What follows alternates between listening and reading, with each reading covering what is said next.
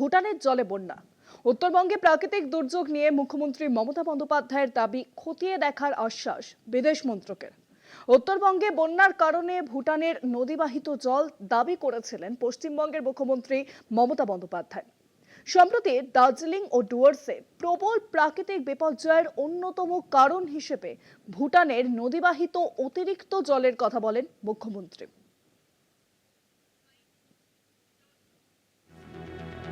ব্যাপক বৃষ্টিপাত ও ভূমিধসে বিধ্বস্ত উত্তরবঙ্গের একাংশ। সর্বাধিক ক্ষতি হয়েছে ডুয়ার্সে। সর্বমোট প্রাণহানি ঘটেছে ৩২ জনের।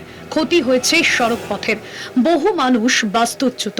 দুর্গতদের ত্রাণ ও পুনর্বাসন সরজমিনে তদারকি করতে দুদফায় জলপাইগুড়ি ও দার্জিলিং জেলায় সফর করেন মুখ্যমন্ত্রী মমতা বন্দ্যোপাধ্যায়।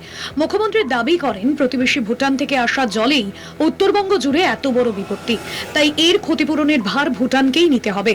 তার সেই দাবি নিয়ে যথারীতি বিতর্কে নেমে পড়ে বঙ্গ বিজেপি। দিল্লিতে বিদেশ মন্ত্রক অবশ্য মমতার দাবি উড়িয়ে দিতে পারেনি।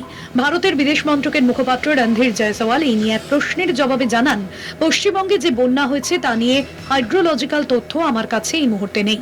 এ বিষয়ে খোঁজ নিয়ে জানাবো। একই সঙ্গে বিদেশ মন্ত্রকের মুখপাত্র জানান, জলসহ নানান বিষয়কে ঘিরে ভুটান ও ভারতের মধ্যে সুসম্পর্ক রয়েছে। তবে জল নিয়ে তথ্য বিনিময় হয়েছে কিনা তা তিনি পরে জানাবেন। মমতা ইন্দো ভুটান যৌথ নদী কমিশন গঠনের উপরেও জোর দেন। অর্থাৎ ওই নদী কমিশন গড়ার ব্যর্থতার কারণেই অনিয়ন্ত্রিত জলরাশি বাংলায় বন্যা ঘটিয়েছে। মুখ্যমন্ত্রী ভুটান প্রসঙ্গে মন্তব্য করার সমালোচনা শুরু করে বাংলার বিজেপি নেতারা। এবার বিদেশ মন্ত্রক যখন মমতার বক্তব্য অগ্রাহ্য না করে খতিয়ে দেখার কথা বলেছে, তাতে গেরুয়া শিবিরের বিড়ম্বনা বেড়েছে বই তো কমেনি। কলকাতা টিভি।